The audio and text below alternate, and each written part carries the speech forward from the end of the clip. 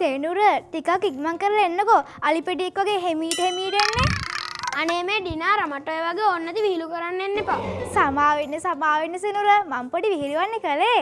ඔය වගේ විහිළු කරන්න එපා යාළුවන්ට. එතකොට ඒගොල්ලෝ අපහසුතාවයට පත් වෙනවනේ. හරි සේනුර. මට සමා වෙන්න. හරි. දැන් අපි කතාව අමතක කළා. අපි අපේ වැඩසටහන ආරම්භ කරමු. ඒක නෙමෙයි ඩිනාර.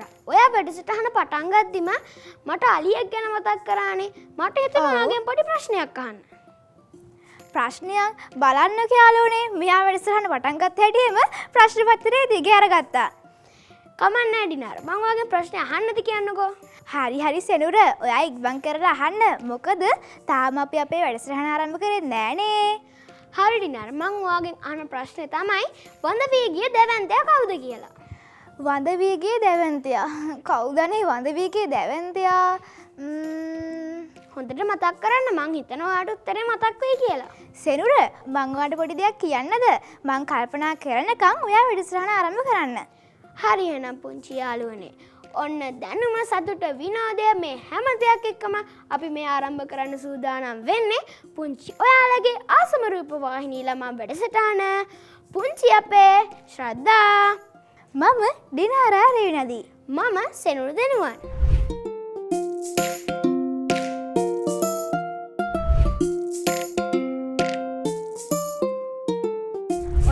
පුංචි යාළුවනේ අපි අද අලුත් වෙලා වෙනස් වෙලා අපි පුංචි යාළුවන්ට දැනුම් පොතේ සටහන් කරගන්න ගොඩාක් තොරතුරු අරන් ඇවිල්ලා තමයි තියෙන්නේ. ඔව් සෙනුර. ඉතින් පුංචි යාළුවනේ ඔයාලට පිටිපස්සේ තියෙන පසුබිම බැලුවම පේනවා ඇතිනේ. අද අපි කතා කරන්නේ සෙනුරට වඩා පොඩ්ඩක් ලොකු සතෙක් ගැන. ඩිනාර මං ඔයාගෙන් කලින් ප්‍රශ්නයක් ඇහුවනේ. ඉතින් මං හිතනවා ඔයා ඒ ප්‍රශ්නෙට දැන් උත්තරේ දුන්නොත් හොඳයි කියලා. ඉතින් පුංචි යාළුවනේ අපේ සෙනුර කලින් අහපු ප්‍රශ්නෙට පිළිතුර තමයි මැමත්. ඔව් ඩිනාර ඔයා හරියටම හරි. මේ මැමත් සත්වයන් මීට අවුරුදු මිලියන 3කට කලින් තමයි ජීවත් වෙලා තියෙන්නේ. ඔව් සෙනුර. ඉතින් පුංචි යාළුවනේ මේ මැමත්ලා කියලා කියන්නේ අපි වර්තමානයේ දකින අලියන්ට හස්තියන්ට වඩා ගොඩාක් විශාල සතෙක්. ඉතින් ඩිනාර ඔයා දන්නවද මේ මැමත් සත්වයින් මොන වගේ කලාපවලදී ජීවත් වෙලා තියෙන්නේ කියලා? සෙනුර අපි ඒ ගැන කතා කරමු අපේ පළවෙනි විශේෂාංගයේ පැත්තට ගිහිල්ලා. ඒක හොඳයි. එහෙනම් අපි බලමුකෝ අද අපේ හපනුන්ගේ වේදිකාව හැඩ කරන්නේ කවුද කියලා. එහෙනම් පුංචි යාළුවනේ ඔයාලත් ගිහලා බලන්නකෝ. මේ තමයි හපනුන්ගේ හපන්කම්.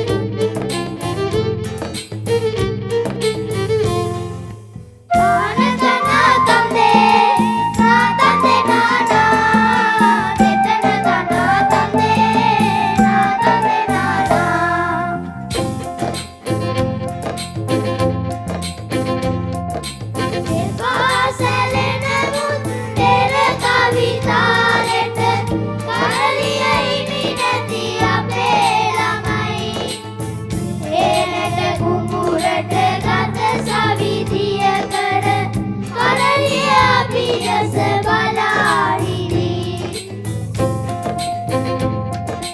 තිරය ඇරෙනවා තිරය වැහෙනවා ඔල්වර සන්නට පැතිරෙනවා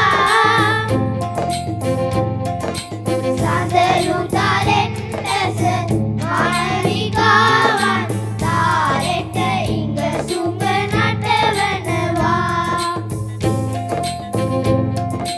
තිරය ඇරෙනවා තිරය වැහෙනවා ඔල්වර සන්නට පැතිරෙනවා සඳලු තලෙන් දැස මානවිකාවන් තාරෙට ඉඟ සුඹ නටවනවා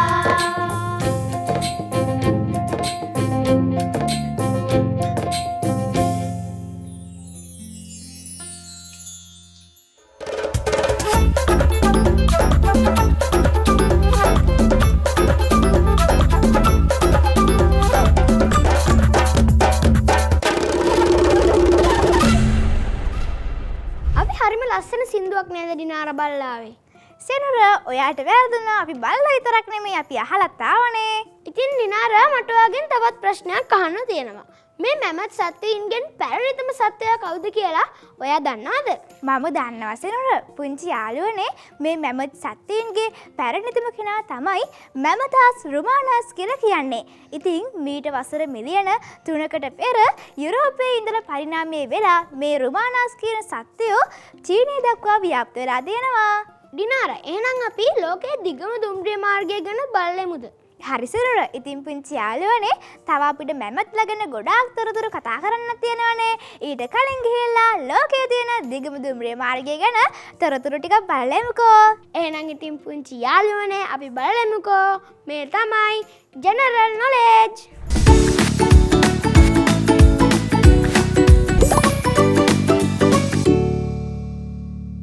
ඔයාලා හුඟක් ආසයිනේ හුඟක් දුර දුම්රිය චාරිකාවලට. ඉතින් මම අද ඔයාලට කියලා දෙන්න යන්නේ වගේ ලෝකේ තියෙන දුරම දුම්රිය චාරිකාව පිළිබඳ. මේකේ නම තමයි ට්‍රාන්ස් සයිබීරියානු දුම්රිය මාර්ගය. මේකේ දිග කිලෝමීටර 9259ක්. ඉතින් මේකේ යද්දී අපිට මනස්කාන්ත අපිට හුඟක් බලන්න හිතෙන දර්ශන හුඟක් පේනවා. ඒවයින් එකක් තමයි ලස්සන යුරල් කඳු පන්තිය. ඒ වගේම අපිට තවත් දුර යද්දී ඒ කියන්නේ කිලෝමීටර 1777ක විතර දුරින් දක්නට ලැබෙනවා යුරෝපා සහ ආසියානු මහද්වීප දෙක වෙන් කරන දේශ සීමාව සලකුණු කරලා තියෙන ස්ථානය. ඒ වගේම මෙතන දක්ින්නට ලැබෙන හුඟක් මනස්කාන්ත වගේම හුඟක් දර්ශනීය දර්ශනය තමයි ලෝකෙ තියෙන ගැඹුරුම විල වෙන බයිකල් විල. ඉතින් මේ බයිකල් විල මේ දුම්රිය මාර්ගයේ කිලෝමීටර 180ක් විතර යන කල් පේනවා. මේක පටන් ගන්නේ රුසියාවේ මොස්කව් ප්‍රාන්තයෙන්. මේකේ ගමනාන්තය වෙන්නේ ව්ලාදිවොස්තොක් නගරය. ඉතින් මම ප්‍රාර්ථනා කරනවා අපි හැමෝටම අනාගතයේ දවසක මේ ලෝකේ තියෙන දුරම දුම්රිය චාරිකාවට ගිහිල්ලා උන්ක වටින නැවුම් අත්දැකීම් ලබා ගන්න අවස්ථාව ලැබෙන්න කියලා.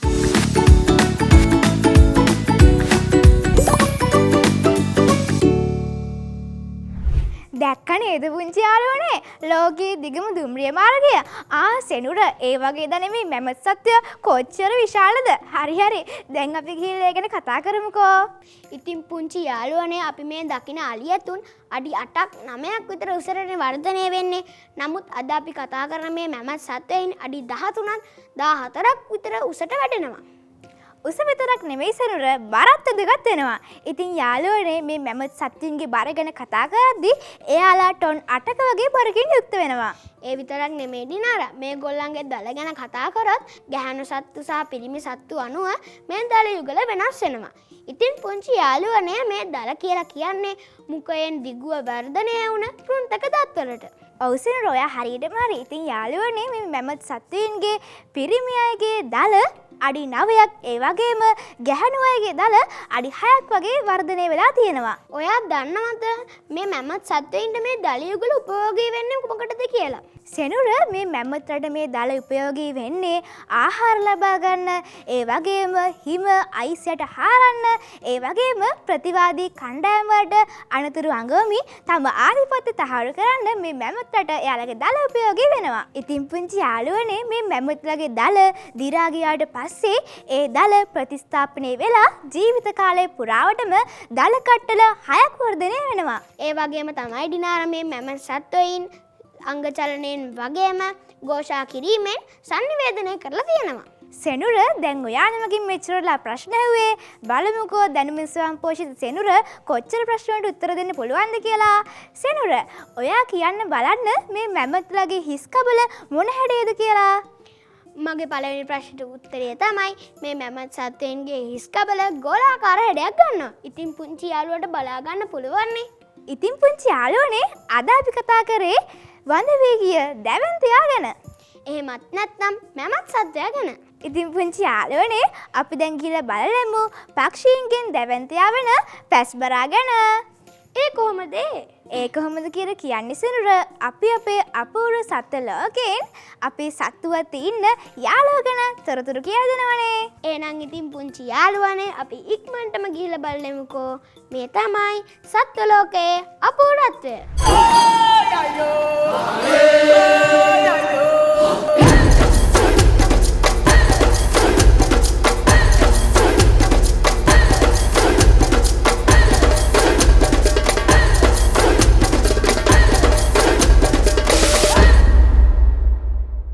මේ පැස්බරා තමයි අපි විද්‍යාත්මක නමින් හඳුන්වනවා නම් ශ්‍රුතියෝ කැමිලස් කියලා හඳුන්වන්නේ.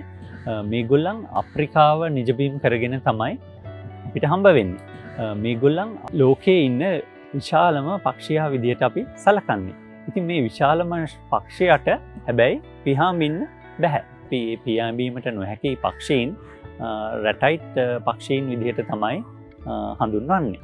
ඒ මොකද ඒගොල්ලන් ස්වභාවයෙන්ම පිහාඹීමට නොහැකි ආකාරයෙන් තමයි අනුවර්තනය වෙලා තියෙන්නේ. මේගොල්ලන්ගේ ශරීරය බොහොමත්ම විශාලයි. සාමාන්‍ය මීටර් 3ක් පමණ උස වෙනවා. ඒත් එක්කම බර කිලෝග්‍රෑම් 150ක් වගේ බරක් තියෙනවා.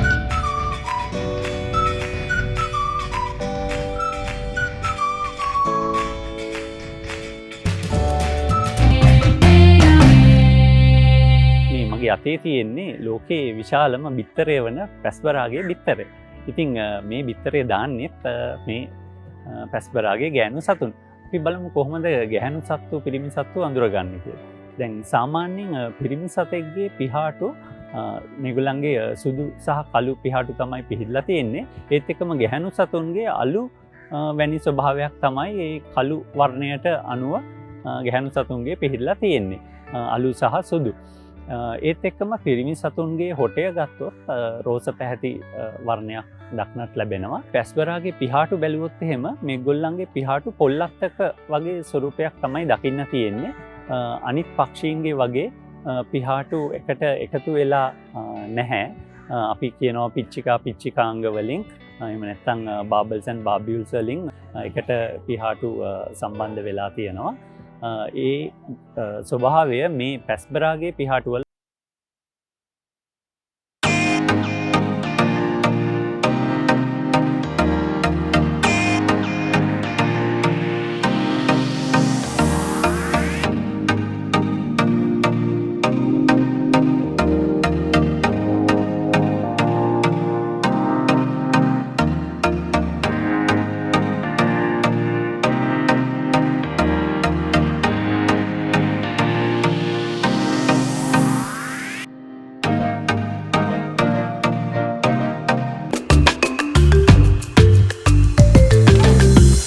ඒත් මේ සතුන් වනාන්තරයේදී එහෙම නැත්නම් අපි තන බිම් වල වාසය කරන වෙලාවට රංචු විදිහට තමයි වාසය කරන්නේ.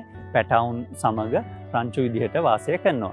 ඒත් එක්කම මේගොල්ලන්ගේ කූඩු සෑදීම සාමාන්‍යයෙන් වැලි පොළොවේහි පොඩි අවපාතයක් සාදාගෙන ඒ කියන්නේ වලක් වගේ හදා ගන්නවා පාදවලින් හරි පිහාටු සැලීමෙන් මේ වල සාදා ගන්නවා.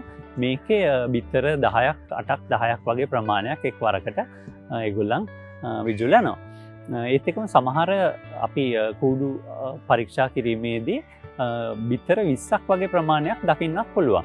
එහෙම වෙන්නේ ගැහැණු සතුන් දෙදෙනෙකුගේ බිත්තර එකම කූඩුවේ දමන අවස්ථාවේදී තමයි මේ වගේ බිත්තර 20ක් වගේ ප්‍රමාණයක් දකින්න පුළුවන් වෙන්නේ. මේ බිත්තරේ සාමාන්‍යයෙන් කිලෝ 1.5ක් පමණ බරින් යුක්ත වෙනවා.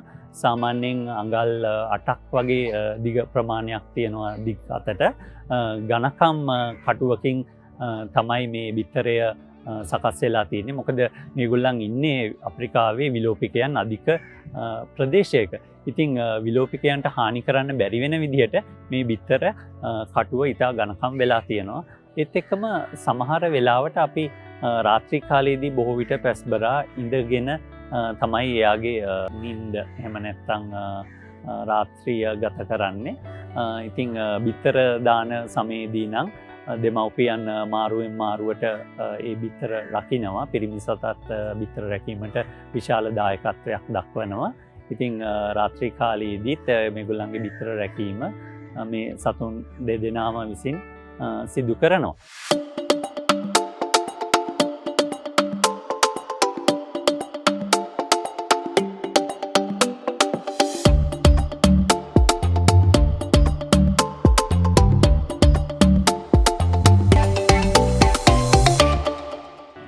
මේ පක්ෂීන්ට අපි කියන්නේ විලෝපිකයන් එහෙම නැත්නම් ප්‍රිඩේටර්ස්ලා නැහැ කියලා. මොකද මේගොල්ලන්ට දරුණු පහරක් එල්ල කරන්න පුළුවන්. මේගොල්ලන්ගේ පාද හොඳින් විකරණය වෙලා තියෙනවා. උස් පාද පිහිටලා තියෙනවා. ඒත් එක මේවා ගොඩක් ශක්තිමත්. මේ පාදයුගලේ කෙරවල ඇඟිලි දෙකක් තමයි පිහිටලා තියෙන්නේ. මේ ඇඟිලි කෙලවර වෙන්නේ නකර වලින් කෙලවර වෙනවා. මේ ඇඟිලි දෙකක් පිහිටීම නිසා එයාට වේගයෙන් දිවීමට හැකියාවක් තියෙනවා. ඉන් මැද ඇඟිල්ල තරමක් විශාල ලෙසත් අනිත් ඇඟිල්ල ඊට සාපේක්ෂව අඩු විශාලත්වයකුත් දක්වනවා. මේ නිසා ඒගොල්ලන්ට වේගයෙන් දුවන්නත් හැකියාව තියෙනවා. සාමාන්‍යයෙන් පැයට කිලෝමීටරයට 50ක පමණ වේගයෙන් මේගොල්ලන්ට දිවීමේ හැකියාවක් තියෙනවා.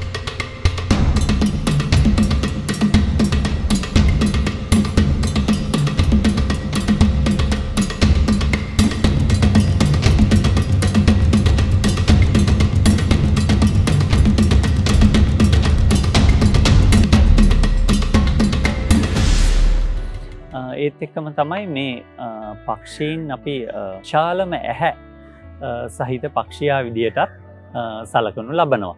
මොකද මෙයාගේ ඇහැ ඇඟට සාපේක්ෂව ඉතා විශාලයි. ඒත් එක්කම හරිම අලංකාර ඇහැක් එයාට තියෙනවා.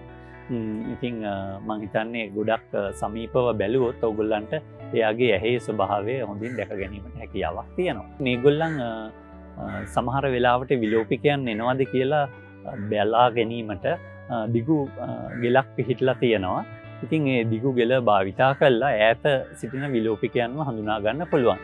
ඒත් එහෙම හඳුනා ගන්න බැරි වෙලාවල් වලට අපි අහලා තියෙනවා පැස්බරා බය වුණාම ගිහිල්ලා ඔළුව හංග ගන්නවා කියලා වැලි යට. ඒ වැලි යට හංග ගන්න එක නෙවෙයි ඒගොල්ලන් කරන්නේ. ඒගොල්ලන් බලනවා පොළවට බෙල්ල දිගා වෙන විදිහට තියලා හිස පොඩ්ඩක් හරවලා ඒ කියන්නේ යගේ අර කන්න පටහා කනෙහි උපාංග පොළවේහි ගෑවෙන ආකාරයට තියලා බලනවා එයාට යම්කිසි ශබ්දයක් හඳුනා ගන්න අවස්ථාව තියෙනවද කියලා. ඒ කියන්නේ එයාට පොළොව මතින් එන කම්පන හඳුනා ගැනීමේ තරමක හැකියාවකුත් තියෙනවා. ඉතින් එයින් ඒගොල්ලන්ට අවට ඉන්න විලෝපිකයන් ඉන්නවද කියලා හඳුනා ගැනීමට හොඳ අවස්ථාවක් උදා වෙනවා.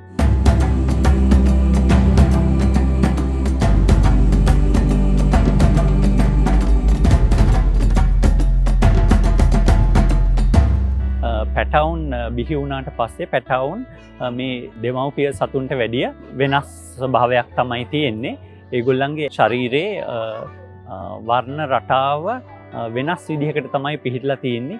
ඉරිස්මය ස්වභාවයක් තියෙනවා. අපි අර කොටියන්ගේ ඇඟේ වෛරම් තියෙනවා වගේ මේගොල්ලන්ගේ හරස් අතට ඉරි පිහිටලා තියෙනවා ලා දුඹුරු පැහැයෙන්. ඒ නිසා ඒගොල්ලන්ට හොඳින් මේ පරිසරයට අනුවර්තනය වෙලා තමන්ගේ පැටවුන් ආරක්ෂා වීමට අවශ්‍ය ඒ අනුවර්තනය ලැබිලා තියෙනවා.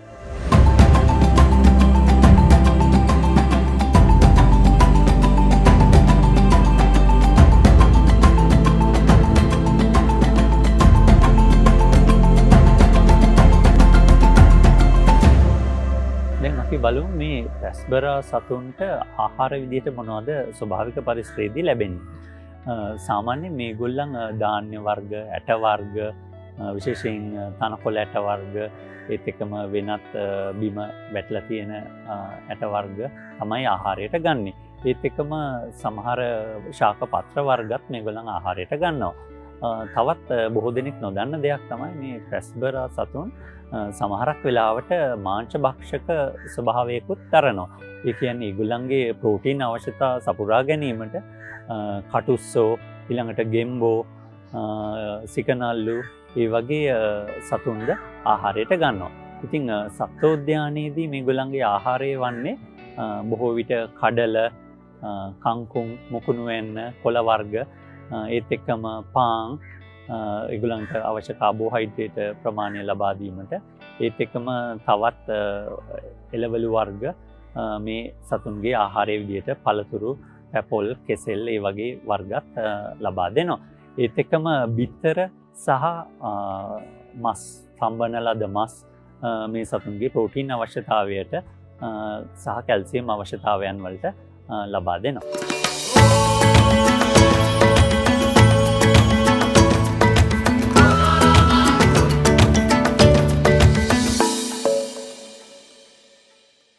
දැක්කනේ නේද යාළුවනේ පැස්බරා කොච්චර ලොකුද කියලා. ඒ වගේද මැමත් කොච්චර ලොකුද.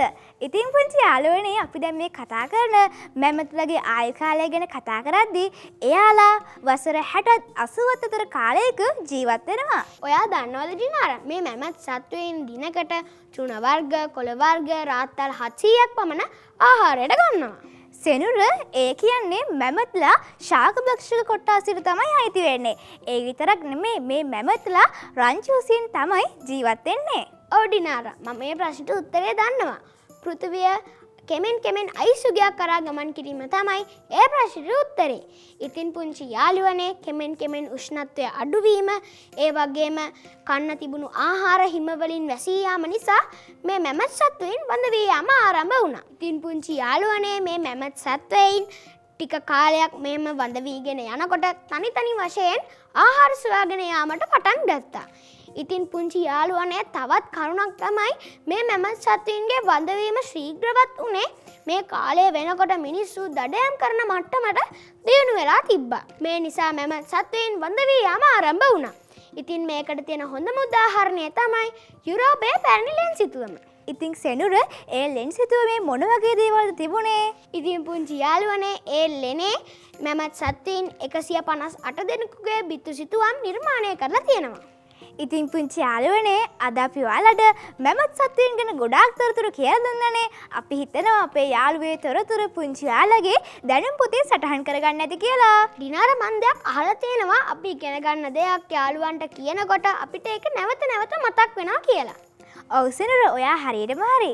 ඉතින් පුංචි යාළුවනේ අදට අපිට ලැබිලා තියෙන කාලය අවසන්.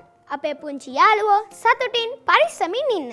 ඔයාලා සියලුම දෙනාට තෙරුවන් සරණයි. නමෝ බුද්ධාය.